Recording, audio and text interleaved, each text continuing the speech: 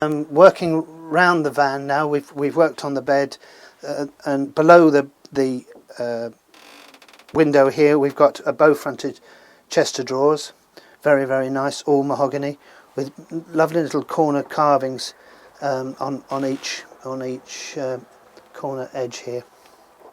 And then we go round here. Sadly, the piece of glass on this little china cabinet has been broken. Luckily it's only plain glass. This would be a display cabinet for some of the best china. You wouldn't get a lot in there. You would get some very good quality plates in there, and they would probably travel fairly safe in there when on the road. Lovely little drawers here, which all have been locked, which would carry some rather valuable little items, I'm sure. Interesting also, the seating in here, the upholstery of the cushions looks, whether it is original or not, but it's very old, and is been rather lovely material, a sort of crushed velvet, a sort of pinky colour, almost a sort of champagne colour. So that's rather nice. Very unusual to have mirrors behind the seat backs. I've never seen that before. But even these are beveled mirrors, so they're totally original, I'm sure.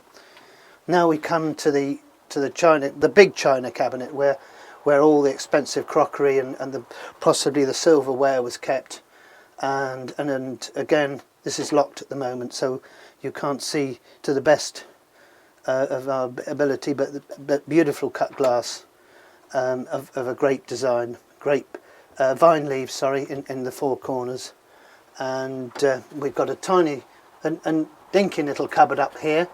I'm not sure what would be kept in there, but valuables, of course. Another cupboard down here for perhaps small, not so important crockery. Coming round on this side, we've got another china cabinet. So these people were wealthy. They needed to show off their beautiful china and belongings. So another china cabinet here. 1, 2, 3, 3 drawers and a cupboard down the bottom. Again, quite a lot of space to keep one's valuables in. This, of course, is the fireplace with the original mantel shelf. These mantel shelves were specially made for the living vans by Mellors of Oldham. Originally called the Mellors Old Owl Works, I think it was called, where these things were supplied from. Original mantelpiece. Sadly, the thing at the moment has just slipped. There's nothing wrong with the mirror. It's just slipped down in place. It needs to be put back in place. But of course, it matches the sliding shutters to the bed area. Coming down here, we've got the original enamel plates. Also would have been bought through Mellors, and they supplied showmen and gypsy folk all the special needs that they needed for their living vans. This is a Queenie stove, quite an old one and a large one at that. But this has replaced almost certainly a hostess range, which was a small cooking range with oven and very decorative, often nickel plated or brass plated with a brass or nickel plated coal box slid underneath the four legs. Again, here we've got another original seats with a very large drawer underneath. Again with the upholstery still intact. Even the curtains, amazingly, have still.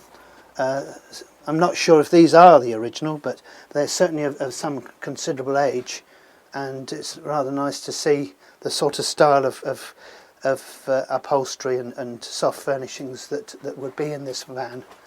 Also, another little touch. There's only just one of these iron. These are brass. Sorry, these brass. These are rails that. There would be another one up there, and so you would have a brass rail running right the way through there. Very good for drying clothes in the winter, but also if you were travelling in the wagon, you could hold on to, I imagine, like in a tram. Again, very much a sort of railway sort of touch in a way. I think that basically covers most of the interior of the van. As I said, a unique, amazing condition for its age, and as I said, just really now needs to be lovingly restored. One point I did forget to mention on the outside is the bottom sill of the wagon. On a lot of Dunton vans, they were made of not that substantial timber, and the van did bow often. This one has got a little bit of a bow on it, not too bad, but it's a point with Duntons.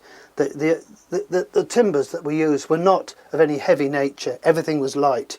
Understandably, the lighter it was, the easier for the horse to pull this wagon along. This would have been often used, depending on what country, a one-horse van. She or he, of course, would be what they class as a heavy vanner, a type of horse you don't see today. They don't breed them anymore now. All the gypsies have gypsy cobs, big heavy cobs. These vanning horses were often a lighter looking horse. They didn't have the big feathers on their hooves like the gypsy horses have now, and they were much prized for getting these wagons about. But often, if it was hill country, you would have what is classed as a sider that would be strapped on the side of the shafts. Actually, at the moment, on my left-hand side, on this side, it would be strapped on. The man always walked on the right-hand side, nearest to the road verge. When I say right, sorry, if he's going this way, sorry, on the left-hand side, he would be at the horse's head.